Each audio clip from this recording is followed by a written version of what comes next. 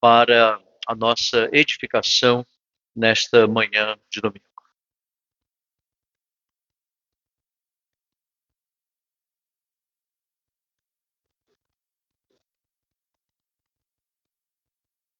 Graça e paz, meus irmãos, minhas irmãs, e a bendita presença de Deus continue operosa no nosso meio, em nome de Jesus.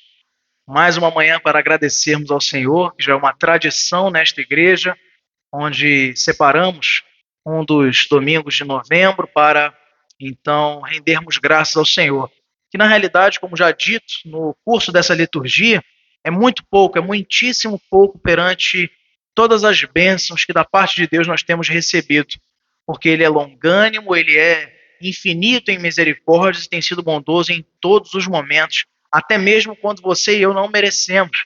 E por isso, nosso coração só pode se encher de júbilo e alegria, porque podemos ver quantas coisas maravilhosas o Senhor tem feito por nós. Ó, provai e vede que o Senhor é bom, e é o que o salmista também nos ensina. E nessa manhã, nós vamos ver algumas razões eternas para vivermos não apenas um domingo por ano, não apenas um dia por semana, mas todos os momentos das nossas vidas em gratidão, vivendo em estado de gratidão.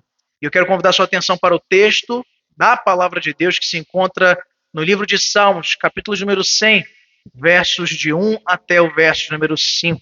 Vamos fazer uma leitura uníssona desse texto, que é um convite à adoração. Salmo de número 100, versos de 1 até o verso de número 5. Palavra de Deus aos nossos corações.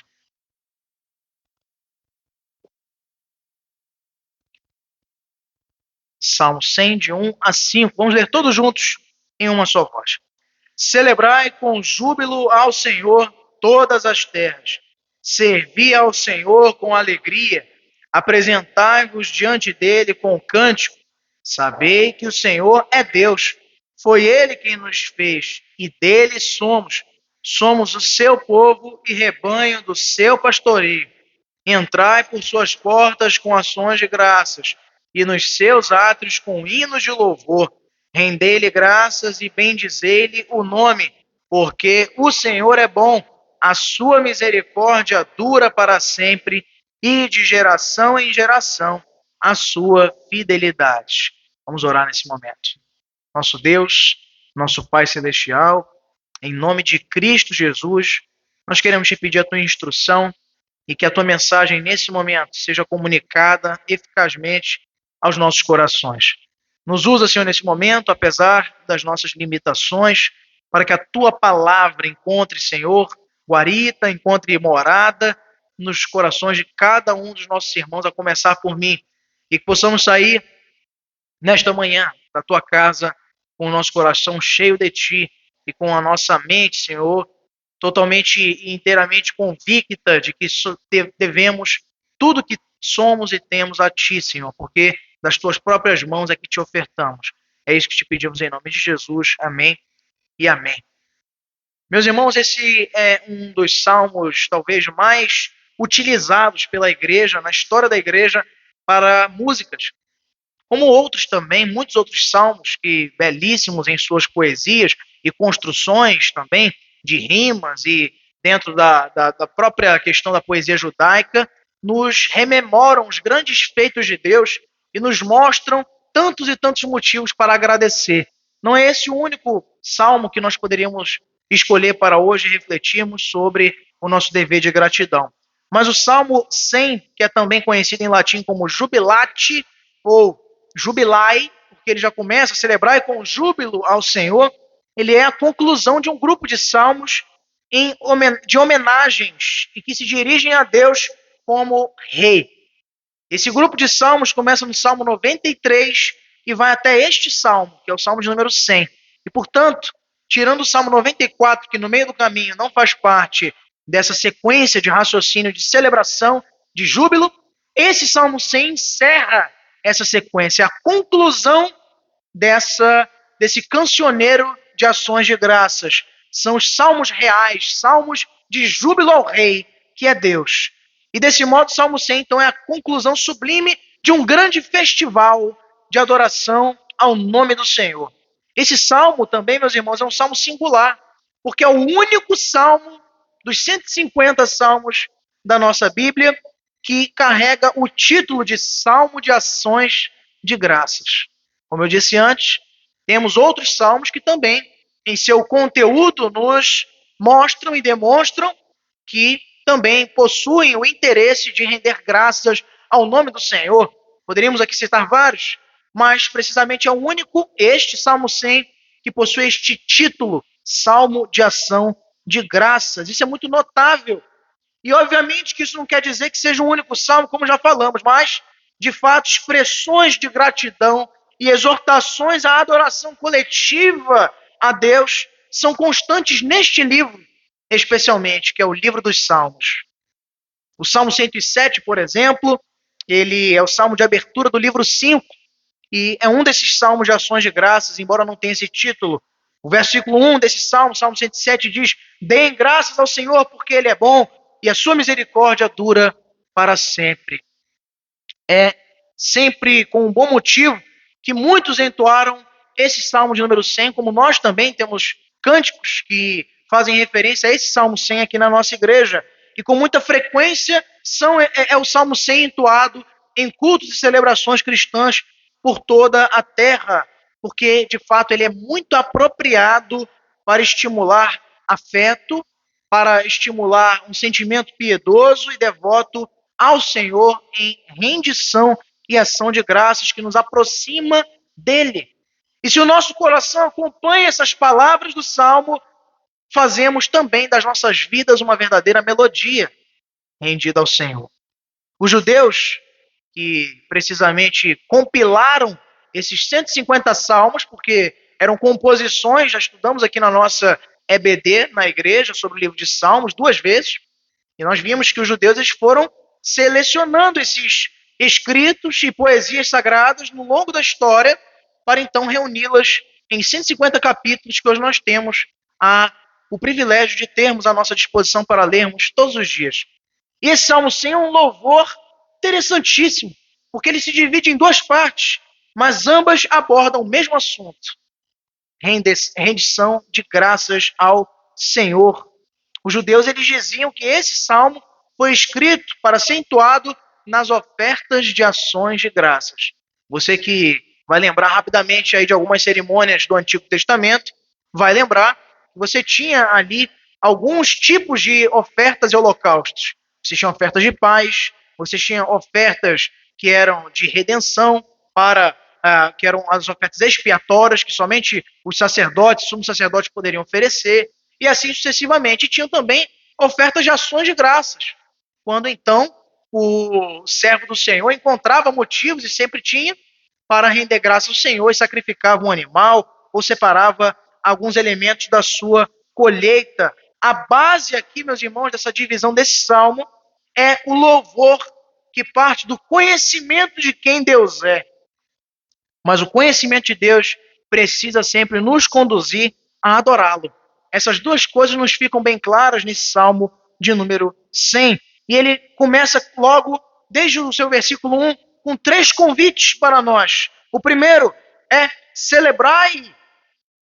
O convite do imperativo dele aqui é também para que sirvamos a ele com alegria, ou seja, com júbilo. Celebrai com júbilo, ou seja, aclamai com alegria. Sirvam ao Senhor com alegria, é o primeiro convite. O segundo é, apresentem-se diante dele com cânticos. Porque uma coisa explica a outra. Se nós queremos aclamar ao Senhor com muita alegria, o meio mais adequado, segundo o salmista, é utilizando de cânticos de alegria. Ele diz aqui, nesta apresentação que fazemos das nossas vidas perante a ele. E o terceiro convite nos dá aqui também 3 motivos para que então possamos entender por que Deus merece a nossa gratidão, ou merece o nosso louvor. Primeiro, ele diz que ele é o nosso Criador. Versículo 3 diz isso. Saber que o Senhor é Deus, foi Ele quem nos fez. É a primeira razão pela qual nós devemos nos apresentar diante dele com cânticos, com júbilo nos lábios, porque Ele nos fez. Não teríamos vida se não fosse por Ele. Em segundo lugar, nós devemos nos apresentar diante dele com cânticos e júbilo nos nossos lábios, porque Ele é o nosso Redentor. Diz aí que dele somos, ou seja, Ele nos comprou para ser povo de propriedade exclusiva dele. E isso nos traz toda a motivação necessária para nos portarmos e vivermos uma vida de constante gratidão. E em terceiro lugar, ele diz que é o nosso pastor que nos alimenta, protege e guia. Nós temos gratidão e louvamos com alegria, com júbilo a esse Senhor, porque ele é o nosso pastor, porque somos o povo e seu rebanho. Nós pertencemos a ele e ele é o nosso pastor. Queridos irmãos, esse Salmo 100 nos fala de tantas coisas maravilhosas, mas nessa manhã nós vamos nos deter em três, que estão precisamente no verso de número 5. Eu quero que você leia comigo de novo. Verso de número 5 do Salmo de número 100, que diz: porque o Senhor é bom. Leia comigo. A sua misericórdia...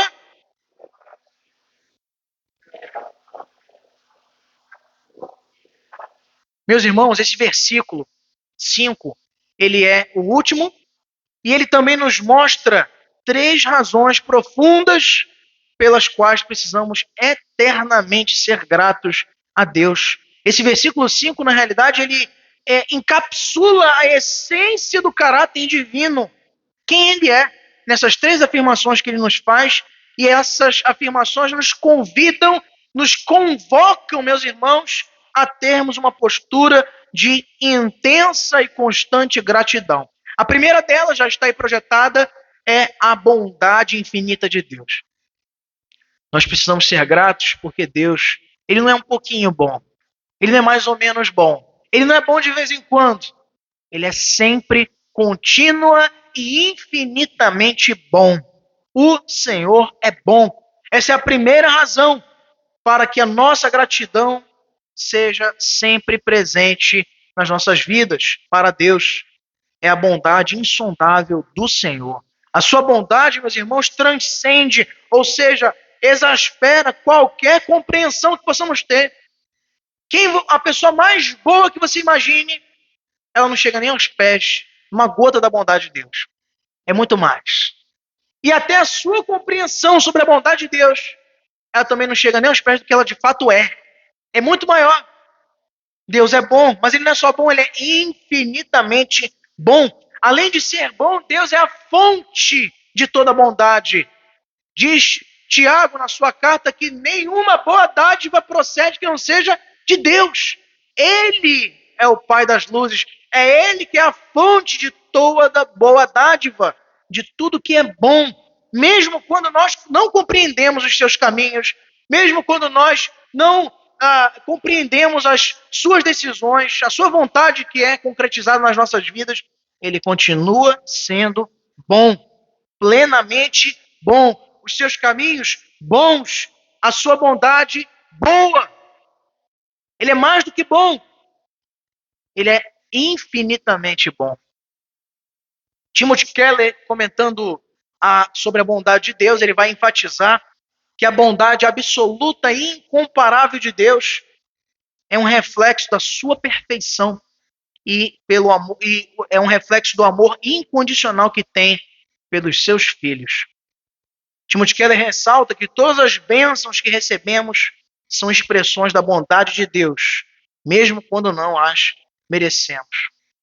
E de fato, o pastor Timothy Keller, já falecido, faz essa afirmação com muita sabedoria, porque a perfeição de Deus e o seu amor por nós demonstra a sua bondade de maneira inatingível. Devemos agradecê-lo porque ele é bom. É a primeira razão que o salmista nos coloca aqui no verso número 5, porque o Senhor é bom, apesar de muitas vezes nós não sermos, apesar de quase na maioria das vezes nós sermos ruins, nós sermos maldosos, ensimesmados, vaidosos, mas com Deus não é assim, porque ele é bom, é quem ele é. Ele sempre foi bom, ele sempre será bom. Devemos ser agradecidos a esse Deus que pela sua bondade é bom e é sempre presente nas nossas vidas. O Senhor é bom, uma fortaleza, um refúgio nos dias de angústia, diz o profeta Naum, capítulo 1, verso 7. A bondade de Deus, meus irmãos, é um dos atributos mais maravilhosos que Deus nos comunica. Existem atributos que não são comunicáveis, ou seja, ele não partilha conosco, mas a bondade sim. A bondade de Deus é um atributo que na teologia nós chamamos de atributo comunicável, assim como o amor, assim como a compaixão, a misericórdia.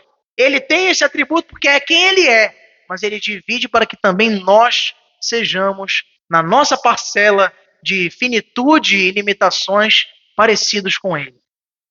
Além de ser bom, ele também nos permite que, pela ação do Espírito Santo dele, que age, nos santifica e mortifica o pecado que em nós existe ainda, para que nós também sejamos bons.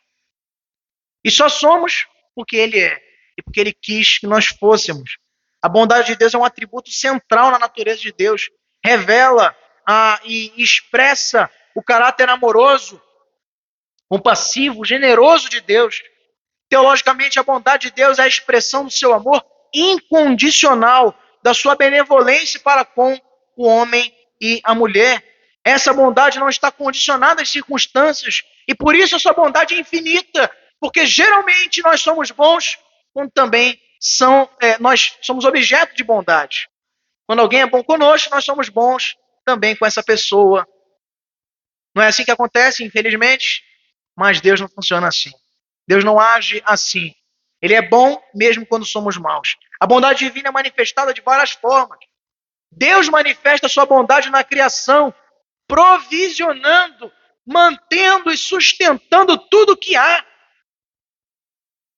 Deus não criou, como pensam os teístas abertos, o universo, a terra, e a abandonou para que vivesse agora conforme o conselho da sua vontade.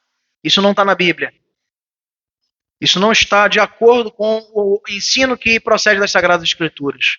Deus, ele cuida da criação em todos os momentos. É um Deus de provisão. Ele é Jeová Jiré. Ele está presente, cuidando das plantas, cuidando dos animais, cuidando das condições climáticas, cuidando de tudo que você possa imaginar. E mais um pouco, ele está cuidando, porque ele é bom. Porque a sua bondade importa no seu cuidado com a criação. Ele também manifesta a sua bondade salvando-nos e redimindo-nos em Cristo. A salvação e a redenção são também comprovações da sua bondade na história. E desde o princípio, não estou falando no momento de Cristo especificamente. Esse foi o ápice da bondade de Deus, mandando o seu Filho para morrer por nós.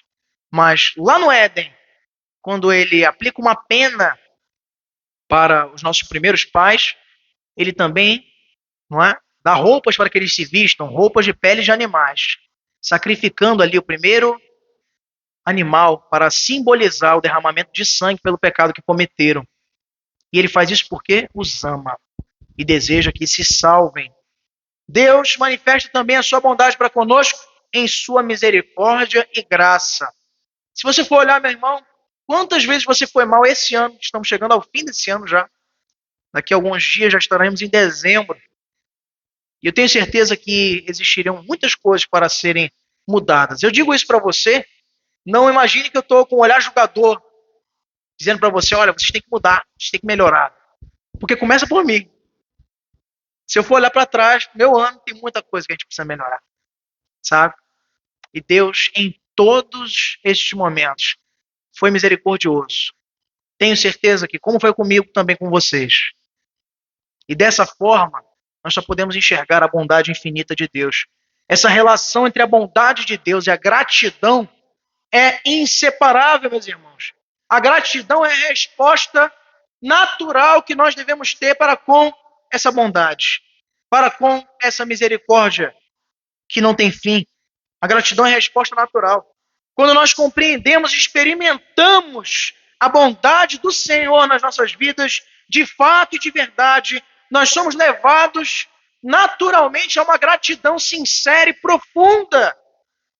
Nós reconhecemos que nós não merecemos o seu favor, mas ele nos trata com amor e generosidade. E essa percepção nos move a expressar o nosso louvor, a nossa gratidão a Deus. nos leva a adorá-lo pela natureza benevolente que tem conosco. Em segundo lugar, meus irmãos, nós vemos ainda uma segunda razão que o salmista nos mostra, além da bondade, para sermos gratos eternamente ao Senhor. É a permanência na misericórdia divina. A parte B do versículo 5 diz: a sua misericórdia dura para sempre. Ela não tem fim, ela não se esgota, ela não cessa, ela não tem fim. O salmista continua ressaltando aí a natureza eterna da misericórdia divina. E você sabe que misericórdia significa compaixão, perdão e amor sacrificial de Deus.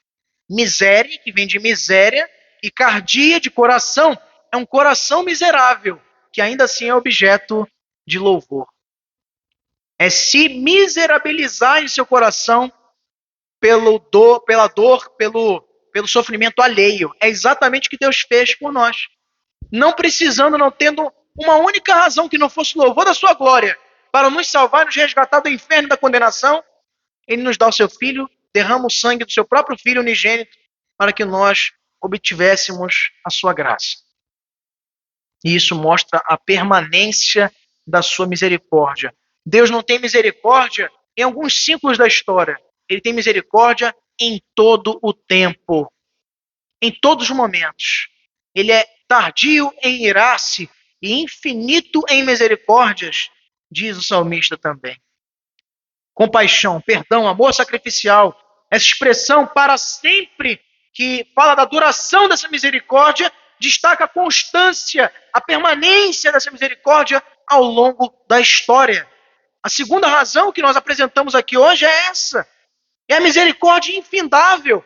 Da mesma forma que o amor, a bondade dele, melhor dizendo, é infinita, a sua misericórdia também não tem fim. O seu amor misericordioso nunca se esgota, mesmo em meio aos nossos erros, mesmo em meio às nossas falhas, mesmo em meio à tua rebeldia. Ele continua tendo por nós misericórdia. E por isso devemos ser gratos. Porque nós somos beneficiados, meus irmãos, por essa misericórdia que não se esgota, que não termina, que é a misericórdia do Senhor. Essa misericórdia é um dos atributos mais profundos e compassivos do Senhor, revelando a sua natureza graciosa, amorosa. Ela confere e se refere à compaixão, ao perdão que Deus concede por meio do seu Filho Jesus, apesar da nossa falibilidade e do nosso pecado. A Bíblia está repleta de exemplos, como agora mesmo nós acabamos de ler na leitura continuada em 1 Reis 11, quando por misericórdia de Davi, que já tinha morrido, pela aliança que ele tinha feito com o seu servo, ele não retira o trono de Salomão, apesar da sua desobediência. Se você ouviu com atenção esse texto, você observou isso. Você notou isso? Como ele é misericordioso e como ele não se contradiz. Ele não é misericordioso, meu irmão, porque você é. Ele é misericordioso porque essa é a natureza dele. Ele não deve contas a você e nem a ninguém. Ele é bondoso, ele é misericordioso porque é quem ele é. Faz parte da essência da natureza de quem Deus é. O Antigo Testamento nos mostra um Deus que, apesar da rebeldia do seu povo escolhido, da sua murmuração, da sua vaidade, da sua idolatria, ainda assim ele demonstra compaixão e perdão a pessoas e nações quebrantadas, como aquela nação em Nínive, para a qual ele envia um dos seus profetas que tenta fugir, não consegue, poderia ter ido andando, foi na barriga de um peixe, chegou lá, não se sabe como, né? Sendo vomitado numa praia, e vai lá e prega o pior sermão que ele poderia pregar. Dentro de 40 dias será aniquilada essa cidade. E o que aconteceu? 100 mil pessoas se converteram na cidade de Nínive. Misericórdia, que não tem fim. A misericórdia divina também está no Novo Testamento. E destaca ainda mais esse cuidado de Deus por nós, olhando a nossa miséria e mesmo assim manifestando compaixão e graça por meio do seu Filho Jesus. E por meio, depois da sua ressurreição e assunção aos céus, da ação do Espírito Santo, que foi quebrantando, que foi pavimentando, que foi preparando o caminho da igreja que estava se desenvolvendo. A misericórdia divina, meus irmãos, é um testemunho do amor e da compaixão de Deus para com a criação. É a oferta de uma nova chance, que não precisava ser oferecida, porque Ele é Deus.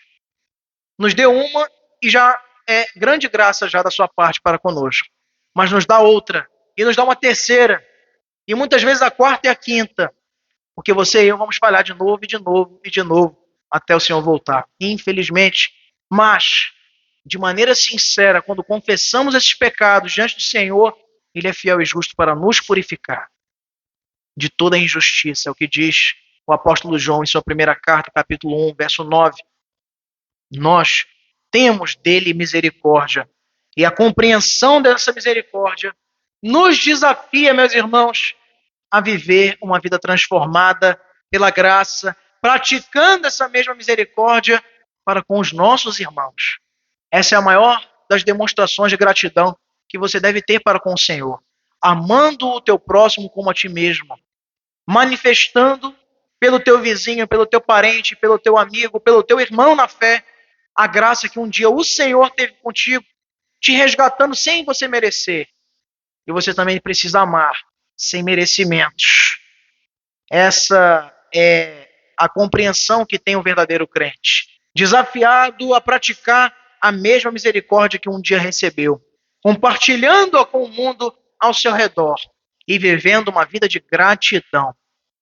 Quem sabe em algum momento deste ano de 2023, que está prestes a se encerrar, você olhou para as circunstâncias da tua vida, que de repente não estão lá essas coisas, e pensou em murmurar ao Senhor, e pensou em reclamar da sua sorte, e pensou em erguer a sua insatisfação para a igreja, para a liderança, para o Senhor.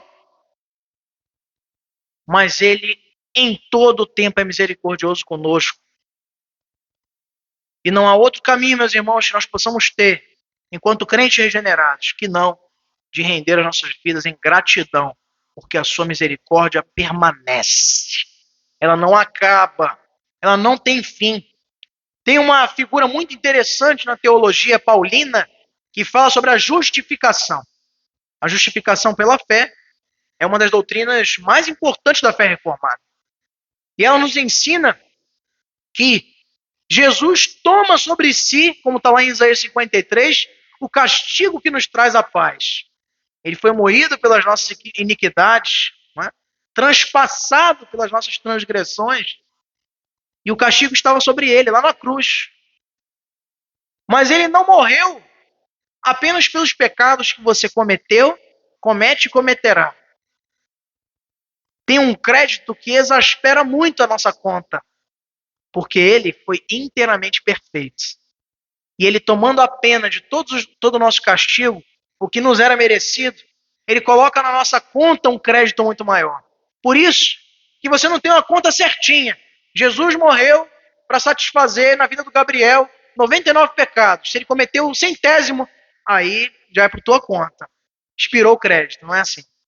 Põe crédito além, porque ele é perfeito, foi perfeito homem sobre a terra. E tomando o sacrifício, manifesta com isso também misericórdia. E a terceira razão, meus irmãos, pela qual nós devemos permanecer sempre gratos ao Senhor, é a fidelidade imutável do Senhor. No verso 5, parte C, diz: e a sua fidelidade continua por todas as gerações.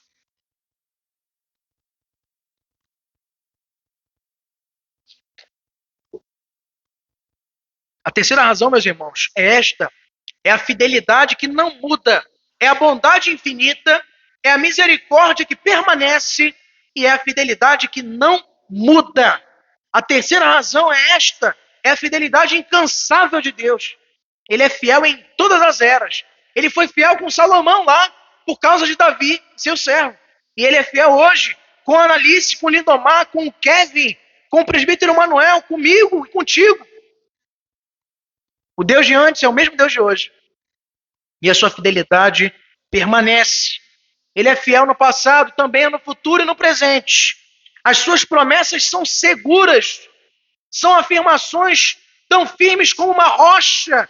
Por isso que é dito também nos Salmos que os que confiam no Senhor são como o monte de Sião, que permanece para sempre. A fidelidade do Senhor é isso. É um monte, é uma rocha. Quantos e quantos terremotos já houveram naquela região? Mas o monte de Sião está lá. Desvio de placas tectônicas, eventos sismológicos, atrocidades da natureza. Mas o monte de Sião está lá. E não sai. Assim é a fidelidade do Senhor. Ela não muda. As suas promessas são seguras. A sua fidelidade é um alicerce sólido sobre o qual podemos construir as nossas vidas. Max Lucado enfatiza que mesmo diante das incertezas da vida, Deus mantém a sua fidelidade para conosco. Tudo é incerto. Você não sabe o que te espera amanhã. Em relação ao seu emprego, em relação ao seu casamento, em relação à sua família, em relação ao que você vai comer, o que você vai vestir, o que você vai beber. Nada disso você pode afirmar. Tiago também nos fala isso na sua carta que nós expomos aqui no último mês de julho, questionando alguns irmãos que viviam com muitas certezas nas suas vidas. Eu vou comprar tal coisa, eu vou vender tal coisa. E ele diz assim, vós, porém, devias dizer, se Deus quiser, faremos isso. Nada na nossa vida é certo, tudo é incerto. Mas a fidelidade de Deus é certa, não muda. Por isso, Deus é digno de nossa inteira confiança, porque Ele nunca falha em cumprir as suas promessas, nunca mesmo. Esse termo fidelidade, no verso 5, é a forma hebraica da palavra amém. Assim seja. É isso que significa aqui a forma da palavra fidelidade nesse verso 5. Ou seja, é inquestionável, vai ser, vai se concretizar, porque se Ele prometeu, Ele vai cumprir. Ele é Deus, Ele não é homem para que minta, nem filho do homem para que se arrependa. É o mesmo termo que é usado lá em Êxodo 17:12, para descrever as mãos de Moisés, que seguravam o cajado de maneira firme. E ali, quando ele baixava o cajado, então os soldados começavam a perder a batalha para os povos inimigos no deserto. E quando ele levantava de novo, era o sinal do favor de Deus a Israel. A descrição, esse firme, essa fidelidade aqui, é a mesma palavra, lá de Êxodo 17:12. É a mesma palavra também em Gênesis 15:6, que é falado sobre crer, firmar-se, literalmente, dizer amém para o Senhor, como está em Deuteronômio 7:9, 32:4 também. De geração em geração, o Senhor é digno de confiança. Essa fidelidade, essa concretização não é só para nós, e para a nossa geração, e para os nossos filhos, é também para os filhos dos nossos filhos, e os filhos dos nossos filhos, e para toda a posteridade. Porque, como falei, essa fidelidade que é imutável, é porque Deus, o próprio Senhor, também é imutável, não muda, não falha, e desde o princípio até o final permanecerá o mesmo. Você muda, hoje você está com um penteado, amanhã está com outro. Hoje você está nessa cidade, amanhã está em outra. Numa igreja, quem sabe depois em outra. Acontece. Nós mudamos, nós somos dinâmicos. Nós estamos o tempo todo em movimento, mudando. Mas Deus não muda. E a sua fidelidade não muda. E é por isso que devemos agradecê-lo, meus irmãos. Porque Ele é fiel. E é fiel em todos os momentos. A sua fidelidade, diz o salmista aqui, se estende pelas gerações e pela história. Ele alcança a geração dos filhos, tanto para abençoar quanto para amaldiçoar. É o que ele diz lá em Deuteronômio. Eu sou o Senhor que visito na minha ira os filhos dos filhos até a quarta geração. Que ele não muda para julgar e não muda também para abençoar. Quantos já não tomaram, entre aspas, os canos na sua vida? Promessas não cumpridas pelas pessoas. Isso é muito frequente, não é? Na nossa sociedade, que tem sido cada vez mais absorta em mentiras, uma cultura de normalização da mentira, da falsidade, dos tapinhas nas costas levianos. Mas Deus não se porta assim. A palavra dele se cumpre. É sim, sim e não, não. Deus não fica enganando ninguém, meu irmão, minha irmã. Deus não fica fazendo cerimônias. O que ele teve que dizer para Davi, que era o servo, o homem segundo o coração, ele mandou Natan, levantou seu profeta e foi lá. Diga que ele é um assassino. E ele foi e disse. Quando ele precisou revelar, aqui como vimos para Salomão, que ia perder seu reino, ele foi e mandou dizer. Quando ele teve que chamar a atenção de Moisés e dizer, você não vai entrar na terra prometida. Ele não ficou com cerimônias. Olha, Moisés, estava pensando bem. Vou fazer umas 2 reuniões aqui com a Trindade. Não, meu irmão. Ele chegou e foi direto ao ponto. Moisés, você surrou a rocha em Meribá. É para você tocar. O que foi que eu te mandei? Tocar. Você surrou. Você não vai entrar na terra. Só que ele pôde fazer é chorar. Paciência. Ele é Deus. Ele não muda. A palavra dele é justa e santa. E nós devemos agradecê-lo, meus irmãos. Exatamente por isso. Imagine só você se Deus fosse como nós. O que seria de nós? Já estaríamos perdidos. Ah, sim, já estaríamos perdidos. Com certeza. Quantas vezes você prometeu que ia se desafiar nesse ano para ser um esposo melhor, para ser um filho melhor, para ser um profissional melhor e não cumpriu? Imagina se Deus levasse em consideração isso. Mas graças a Deus que Ele é fiel e não muda. Quantos falsos amigos na tua vida? Quantas promessas falsas você já ouviu? Mas com Deus isso não acontece, porque Ele promete e cumpre. Ele é fiel. Ele não é fiel a você, como algumas músicas por aí tensionam dizer. Ele não é fiel a mim nem a você, não. Ele é fiel a Ele mesmo. E Ele cumpre pelo louvor à glória do seu nome. Para que seja bendito o seu nome sobre a terra. E por ser fiel a Ele próprio e usar de muita graça e misericórdia conosco, Ele continua a nos abençoar. Devemos ser gratos por isso. Nós queremos concluir, irmãos, com uma frase do reverendo John Piper, que vai dizer o seguinte: a gratidão é uma das armas mais poderosas que Deus nos deu. Quando estamos agradecidos, a nossa visão de mundo muda para ver a graça de Deus em todas as coisas. Quando a gente vive em gratidão, a gente olha, como a irmã Socorro orou aqui no momento de intercessão, para as circunstâncias ruins e agradece.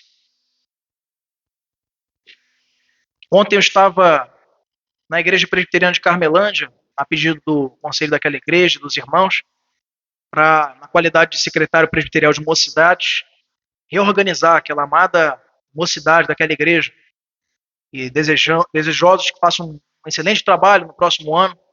E estivemos lá e, ao término da reunião, estive visitando uma família muito querida nossa, que mora logo em frente à igreja lá, o diácono Júnior e a irmã Solange, que há cerca de 15 a 20 dias perderam, no caso, a cunhada dele, a irmã da irmã Solange, vítima de câncer. Há 15 anos atrás, 10 anos atrás, ela fez o tratamento, câncer de mama, retirou o nódulo e fez o tratamento e recebeu a afirmação categórica dos médicos de que estava curado e precisaria ficar naquele acompanhamento sistemático, né, anual, semestral, alguma coisa assim. Passaram esses 10 anos e voltou. E na cabeça. E se alastrou pelo corpo todo e no espaço de 6 meses ela veio a óbito. No último mês agora de outubro. E perguntava para eles, né, sobre a dor, as circunstâncias, né, eles foram confidenciando algumas situações e nos colocando da gratidão que eles tiveram.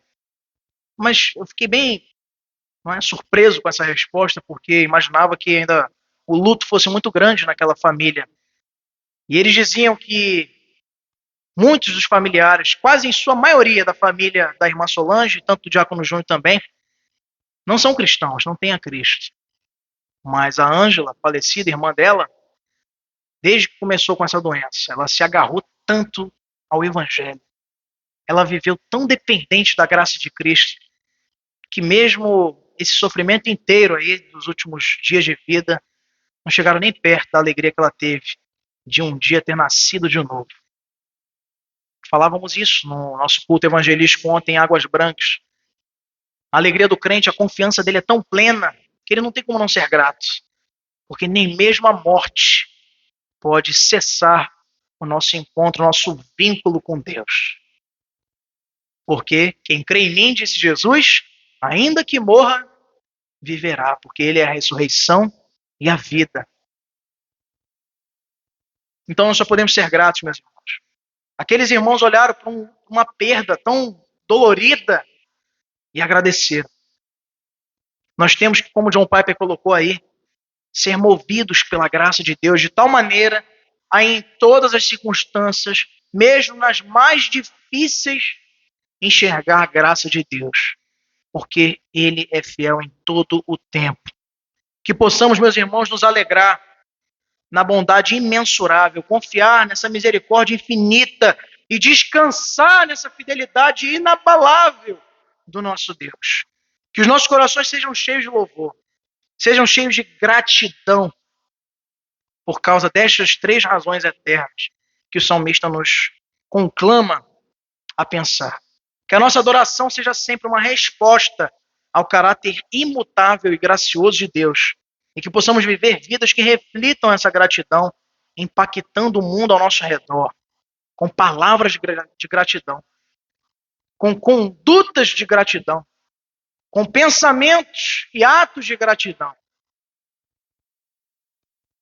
E que não haja mais espaço nas nossas vidas para murmuração, reclamação, pois a sua bondade é infinita, a sua misericórdia não tem fim e a sua fidelidade não muda.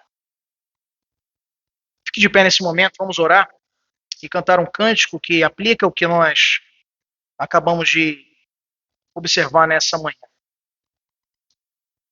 E é muito interessante que esse cântico fala sobre essa bondade de Deus, que não muda e que não falha. Senhor, nós te louvamos, Pai, pela tua rica, preciosa e infindável graça. E nós só podemos, Senhor, render as nossas vidas e dizer que somente o Senhor é Deus. E nós só podemos te louvar, te agradecer. Usa-nos, Senhor, para comunicar gratidão e para vivermos uma vida de gratidão